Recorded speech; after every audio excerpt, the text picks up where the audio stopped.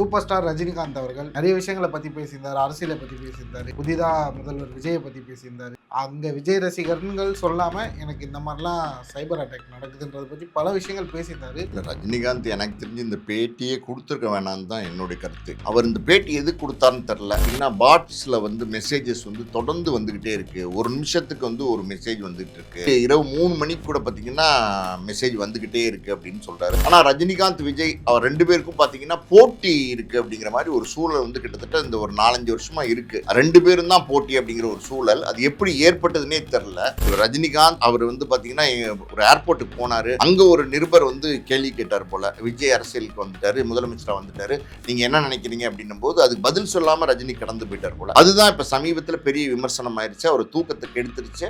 சைபர் அட்டாக்ன்றது எனக்கு ரொம்ப அதிகமா இருக்கு. நள்ளிரவுல இருந்து எல்லா தினங்களும் இருக்கு. ஒரு செல்போன் அவர் யூஸ் பண்றாரு. அது பர்சனல் செல்போன். அது வேற யாருக்கும் தெரியாது. அது ரொம்ப முக்கியமானவங்களுக்கு தான் அந்த செல்போன் இருக்கும், குடும்பத்தாருக்கு இருக்கும். வேற யாருக்குமே தெரியறதுக்கு வாய்ப்பு இல்லை. ரஜினியோட செல்போன் அப்படி இருக்கும்போது அது பாத்தீங்கன்னா அது கண்டுபிடிச்சு அந்த செல்போனுக்கு தொடர்ந்து நீங்க மெசேஜ் அனுப்பிச்சுட்டே இருந்தீங்கன்னு வச்சுக்கோங்களேன். அதாவது பாட் மெசேஜஸ் எப்படின்னா, விஜயோட ரசிகர்னு சொல்லல, அவங்க விஜய் இருக்கிற தாவைக்கால் இருக்கிற தொண்டர்கள் ரொம்ப கவனமா நடந்துக்கணும். எது செஞ்சாலும் அது விஜயை தான் நேரடியா பாதிக்கும்னு சொல்லிட்டாரு. இதுல எதுவுமே தவறு இல்லை. இது வேற ஒருத்தர் சொல்லியிருந்தான்னு வச்சுங்களேன். சாதாரணமா ஒரு நடிகர் சொல்றாரு அப்படின்னா, ஒரு சரத்குமார் சொல்றாரு அப்படின்னா அதோட கடந்து போயிடுவாங்க, ஏதோ ஒரு பிரஸ் மீட் அப்படின்னு. ஆனா இது ரஜினி சொல்ல போய் என்ன சொல்ல ஆரம்பிச்சிட்டாங்கன்னா, இப்ப விஜய் 2 வருஷம் பொறுத்திருக்கணும்னா இப்ப எங்களுக்கு அனுபவம் இல்லைன்னு சொல்ல வரீங்களா?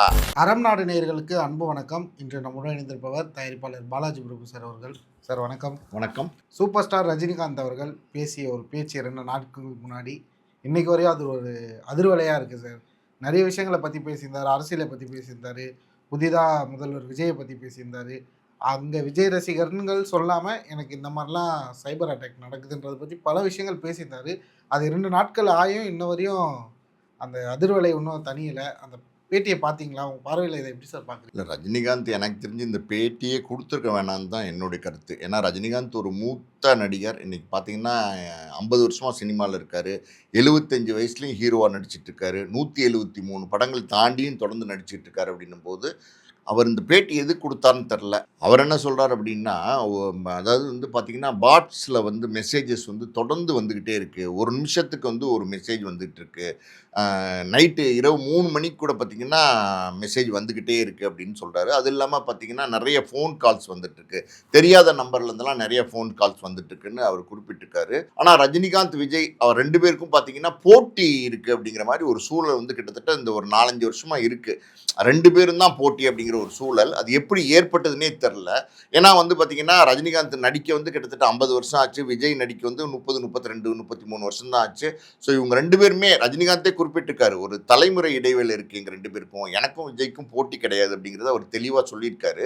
இருந்தாலும் ரசிகர்கள் ரஜினி விஜய் 2 பேரையும் போட்டி நடிகர்களை எடுத்துக்க ஆரம்பிச்சு தொடர்ந்து பார்த்தீங்கன்னா பேசிக்கிட்டு இருக்கிறாங்க. ரஜினியுமே சில மேடைகளில் அந்த காக்கா கழு கதை சொன்னது இதெல்லாம் பார்த்தீங்கன்னா அவர் என்ன நோக்கத்தில் சொன்னான்னு தெரில. ஆனால் எல்லாமே பார்த்தீங்கன்னா இன்னைக்கு ரசிகர்கள்ட்ட மோதல்.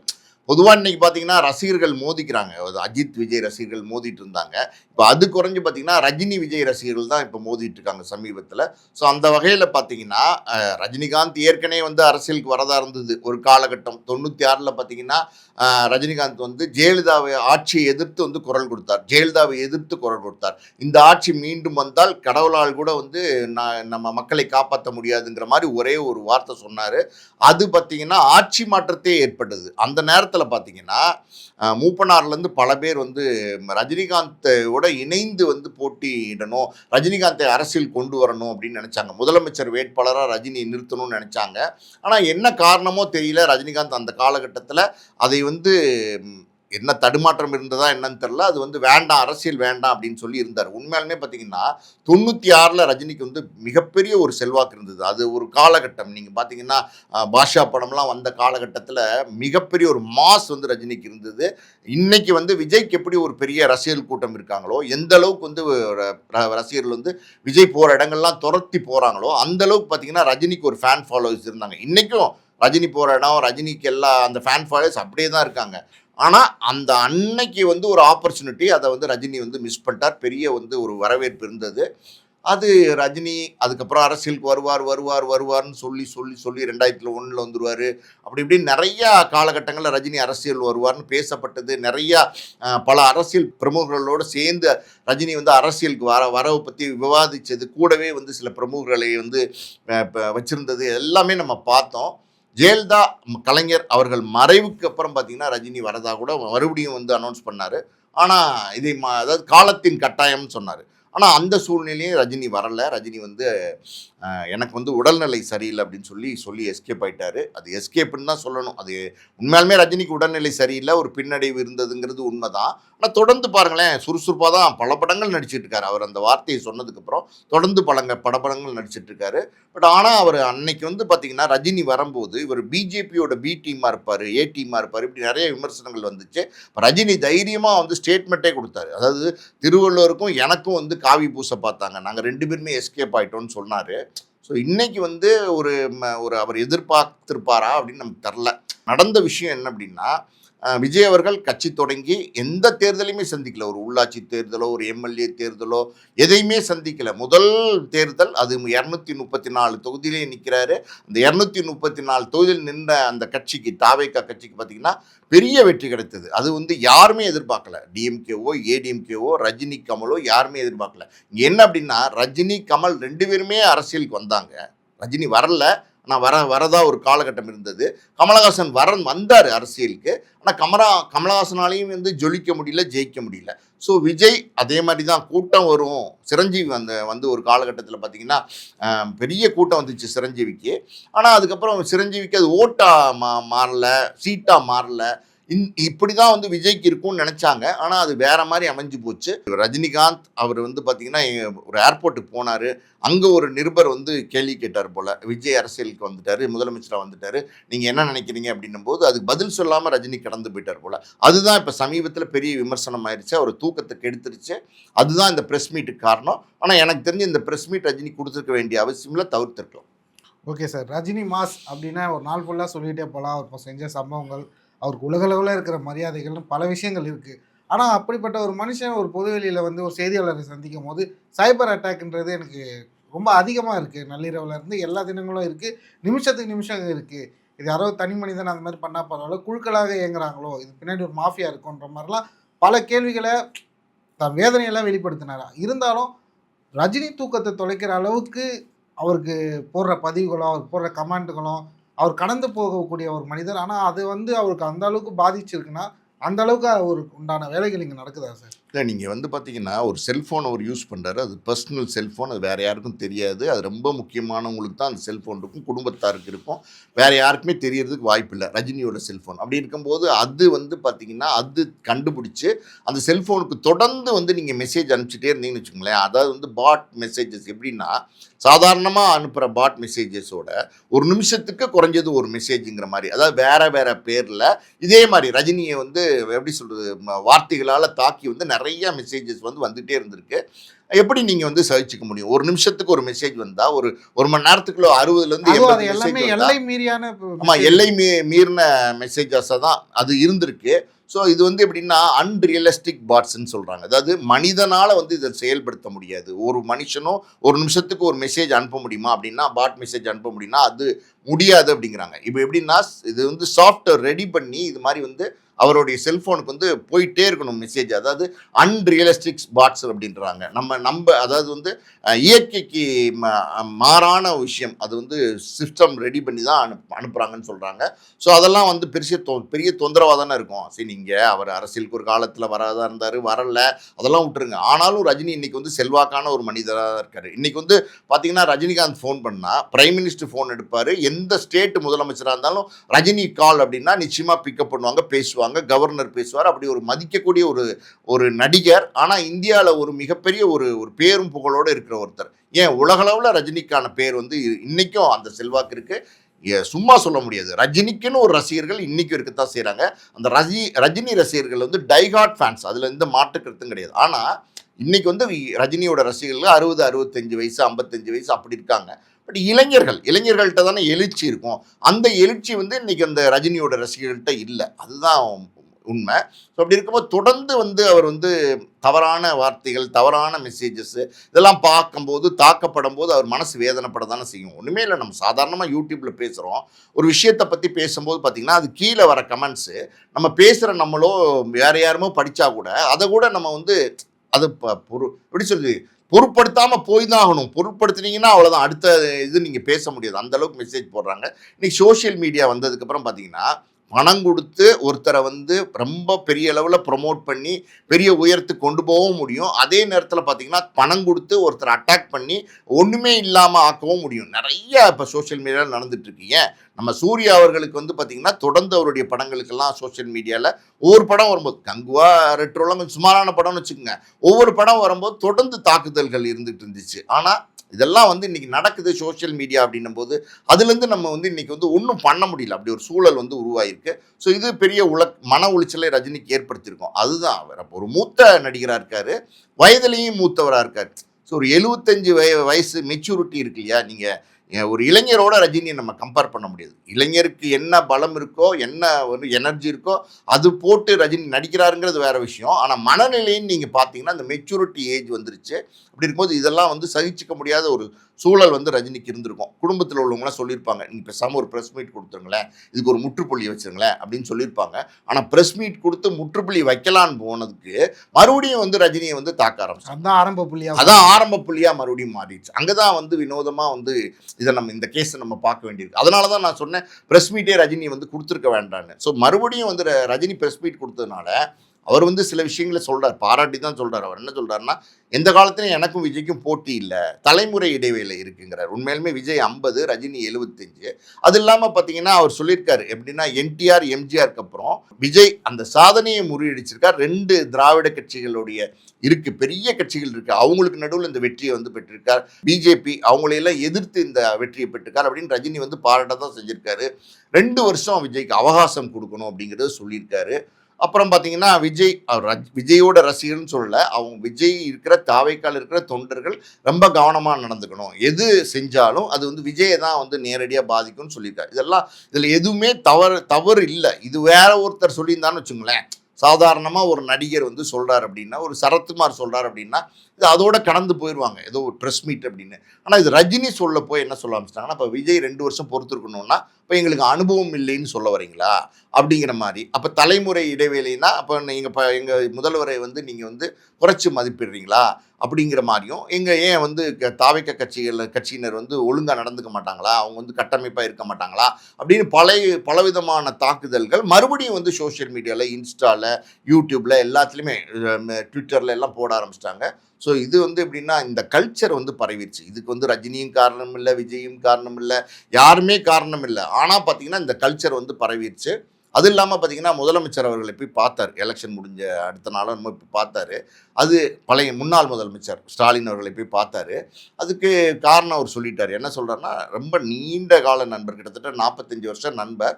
அவர் வந்து கொளத்தூர் தொகுதியில தோத்தத என்னால ஜீரணிச்சுக்க முடியல அப்படின்னாரு. உண்மைதான். நெறைய பேர் வந்து ஸ்டாலின் அந்த தொகுதியில அவர்கள் தோத்தது வந்து பார்த்தீங்கன்னா, சரியா பல பேர் வந்து அத வந்து ஜீரணிச்சுக்க முடியாம ரொம்ப கஷ்டப்பட்டாங்க. அதுலேருந்து வெளியில வர்றதுக்கு. அப்படிதான் எனக்கும் ஒரு மனசுல பாதிப்பு இருந்துச்சு. அதனால நான் அவர பார்க்கணும்னு நெனச்சேன். போய் பார்த்தேன்.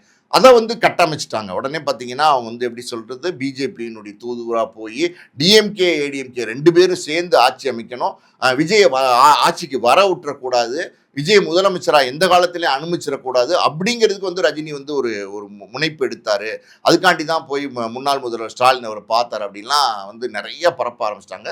அதெல்லாம் எதுவுமே கிடையாது. ஒரு நண்பர், 45 கால நண்பர், அவருடைய தோல்வி அது எனக்கு கொஞ்சம் மனசை பிசைகிற மாதிரி இருந்துச்சு. நான் ஆறுதல் காண்டி அவரை போய் பார்த்தேன் அப்படின்றது அதுக்கும் முற்றுப்புள்ளி வச்சார். அப்படிப்பட்ட ஒரு செயலை செய்யக்கூடிய மனிதர் நான் இல்லை அப்படிங்கிறத அவர் தெளிவுபடுத்துகிறார். எல்லாமே ரஜினி வந்து தெளிவுபடுத்துகிறார். தெளிவு பண்ணதுக்கு அப்புறமும் பார்த்தீங்கன்னா, அவர் போட்டியாளரா நினச்சிக்கிட்டு வந்து தொடர்ந்து அட்டாக் பண்ணுறதுங்கிறது ஒரு சரியான விஷயமா இருக்காது. Okay sir. விஜய் அவர்கள் எல்லாரையும் போய் சந்திச்சாரு. ஸ்டாலின், வைகோ, சீமான், எடப்பாடிக்குள்ள இன்னொரு தரப்பு சி.வி. சண்முகம் அந்த மாதிரி எல்லாரையும் சந்திச்சாரு. அடுத்தபடியாக கண்டிப்பாக போய் ரஜினியை சந்திப்பார் அப்படின்னு எல்லாமே உற்று நோக்கிட்டு இருந்தோம். ஆனால் இன்ன வரைக்குமே அந்த சந்திப்புன்றது நடக்கலை. கமல் அவர்கள் கூட தானாக போய் நேரில் போய் சந்தித்து தன்னுடைய வாழ்த்தை தெரிவித்தார். ஆனால் ரஜினி, விஜய் அவர்கள் 2 பேருக்குள்ளே நடக்காத இந்த சந்திப்புக்கு பல காரணங்கள் சொல்கிறாங்க. உங்கள் பார்வையில் இதை எப்படி பார்க்குறீங்க? இது நம்ம எப்படி பார்க்குறதுன்னா, அதாவது வந்து பார்த்தீங்கன்னா, விஜய் அவர்கள் முதலமைச்சர் ஆனதுக்கப்புறம், அவர் வந்து பார்த்தீங்கன்னா, எந்த நடிகர்களையும் போய் சந்திக்கல. ரஜினியும் சந்திக்கல, கமலையும் சந்திக்கல. கமல் அவர் போய் விஜய் அவர்கள சந்திச்சாரு. கட்சி தலைவர்கள தான் பார்த்தாரு. ஸ்டாலின் அவர்களை பார்த்ததுலேருந்து, வைகோ அவர்களை பார்த்ததுலேருந்து, திருமாவளவன், சீமான் எல்லாரையும் போய் பார்த்தாரு. மற்றபடி சினிமா சார்ந்த யாரையும் வந்து நேரடியா போய் சந்திக்கல. பல பேர் வந்து சினிமா பிரபலங்கள், தமிழ் திரைப்பட தயாரிப்பாளர் சங்கத்திலேருந்து, நடிகர் சங்கத்திலேருந்து எல்லாருமே வந்து விஜய் அவர்களை தான் வந்து பார்த்து வாழ்த்து தெரிவிச்சிட்டு இருக்காங்க. ஸோ கமலஹாசனும் போய் வந்து விஜய் அவர்களை பார்த்தாரு, வாழ்த்து தெரிவித்தார். அது ஒரு பக்கம். இன்னொரு பக்கம் பார்த்தீங்கன்னா, ரஜினியை ஏன் விஜய் அவர்கள் போய் பார்க்கல, இன்னொரு பக்கம் ரஜினி ஏன் வந்து விஜய் போய் பார்க்கல அப்படின்னா, இதெல்லாம் எப்படின்னா, நீங்கள் வந்து இன்னைக்கு விஜய் அவர்கள் முதலமைச்சராக வந்துட்டார், அதில் எந்த மாற்று கருத்தும் கிடையாது. அப்படி இருக்கும்போது அவர் ரஜினி போய் பார்க்கல அப்படிங்கிறதுக்கு நம்ம என்ன காரணம்னு நம்ம சொல்ல முடியும்? அவருக்குள்ள மனசுக்குள்ளே ஏதாவது இருக்கா, அதாவது அது சங்கடங்கள் எதுவா இருக்கா அப்படின்னா இருக்கலாம், இருக்கிறதுக்கு வாய்ப்பு இருக்குது. ஏன்னா அவர் ஒரு சீனியர் நடிகர், அவர் ஒரு காலத்தில் வந்து தமிழ்நாட்டில் ஒரு பவர்ஃபுல்லாக இருந்தார், ஒரு பெரிய நடிகராக இருந்தார். அவர் அரசியலுக்கு வந்தால் முதலமைச்சர் ஆயிருப்பேன் அப்படிங்கிற ஒரு சூழல் இருந்தது. அந்த செய்தியாளர்கள் சந்திப்பில் தலைவர் சொல்கிறார் ஒரு வார்த்தை, நான் வந்திருந்தேன்னா கண்டிப்பாக டெஃபினட்டாக ஆயிருப்பேன், ஆனால் வரல அப்படின்னு சொல்லுவேன். வருவேன்னு சொல்லிட்டு லாஸ்ட் வரையும் வராமே போயிட்டார். ஆனால் இப்போ வராமையே வருவேன், வந்திருப்பேன் அப்படின்ற மாதிரி சொல்கிறேன் சார். இந்த பார்வை எப்படி பார்க்குறது? ஒரு நிருபர் ஒரு கேள்வி கேட்டார் பார்த்தீங்களா, என்ன சார் அப்போ நீங்கள் பஸ்ஸை மிஸ் பண்ணிட்டீங்கன்னு ஃபீல் பண்ணுறீங்களா அப்படின்னாரு. நெக்ஸ்ட் கொஸ்டின் அப்படின்ட்டாரு. காரணம் என்ன அப்படின்னா, உண்மையிலுமே பார்த்தீங்கன்னா வரணும் அப்படின்னா வந்துடணும். வருவேன்னு சொல்லிக்கிட்டே இருந்தார். கிட்டத்தட்ட பார்த்தீங்கன்னா 96லேருந்து ரஜினிகாந்த் வந்து கிட்டத்தட்ட ஒரு 2-3 வருஷத்துக்கு முன்னாடி வரைக்கும் பார்த்தீங்கன்னா, நான் அரசியலுக்கு வருவேன் அப்படின்னு தொடர்ந்து சொல்லிகிட்டே இருந்தார். ரஜினியோட ரசிகர்கள் வந்து நிச்சயமாக நம்ம தலைவர் வந்து அரசியலுக்கு வருவார், முதலமைச்சர் ஆவார், போட்டியிடுவார், ஜெயிப்பார் அப்படின்ற ஒரு எதிர்பார்ப்போடு இருந்தாங்க. ஆனால் அவர் வந்து அதை செய்யவே இல்லை. அவர் வந்து கடைசியில் பார்த்தீங்கன்னா உடல்நலத்தை வந்து காரணம் காட்டி நான் வரலை அப்படின்ட்டு சொல்லிட்டாரு. அது ஓகே, அது சொல்லலாம். இருந்தாலும் பார்த்தீங்கன்னா அரசியல் அப்படின்னும் போது சினிமா வேற, அரசியல் வேலை. சினிமாவில் ரஜினி சூப்பர் ஸ்டார் தான், 173 படம் நடித்து தொடர்ந்து நடித்துக்கிட்டு இருக்க ஒரு நடிகர் தான். அதுலாம் எந்த மாற்று கருத்தும் கிடையாது. ஆனால் அரசியல்னும் போது இது நீங்கள் வந்து பப்ளிக் சர்விங் வந்து பார்த்தீங்கன்னா, எத்தனையோ பேர் வந்து இன்றைக்கி நாட்டுக்கு போராடினவங்க, அரசியலுக்கு வந்து பார்த்திங்கன்னா ஸ்டாலின் அவர்கள்லாம் பார்த்திங்கன்னா மிஸ்ஸா, கைது என்னென்னமோ நடந்திருக்கு. ஆனால் எல்லாத்தையும் மீறி வந்து அவங்க அந்த அரசியலில் தொடர்ந்து இருந்துகிட்டு இருக்காங்க. ஸோ ஒரு அரசியல் அப்படின்னும் போது அது வேற. அது வந்து ஏகப்பட்ட கஷ்டங்களை எதிர்கொள்ள வேண்டியிருக்கும், ஏகப்பட்ட போராட்டங்கள் இருக்கும், எல்லாத்தையும் வந்து எதிர்கொண்டு ஜெயிக்க வேண்டியிருக்கும். ஒன்றுமே இல்லை, ஒரு கட்சியில் தொண்டராக இருக்கிற ஒரு மாற்றுத்திறனாளியாக இருக்கிற ஒருத்தர் கூட பார்த்திங்கன்னா, அவர் பிடிவாதமாக ஒரு அரசியல் கொள்கையோடு வந்து அரசியலுக்கு வந்தார்னா அதை வந்து அவங்க பிடிவாதமாக கடைசி வரைக்கும் அவங்க நிலைநாட்டுவாங்க. தொடர்ந்து இங்கேருந்து பல கிலோமீட்டர் பயணித்து மாநாடுகளுக்கு போவாங்க. எல்லாம் ஆமாம், ஒரு கட்சியை பிடிச்சிருச்சு, ஒரு தலைவரை பிடிச்சிருச்சுன்னா தொடர்ந்து எல்லா இடத்துக்கும் போவாங்க.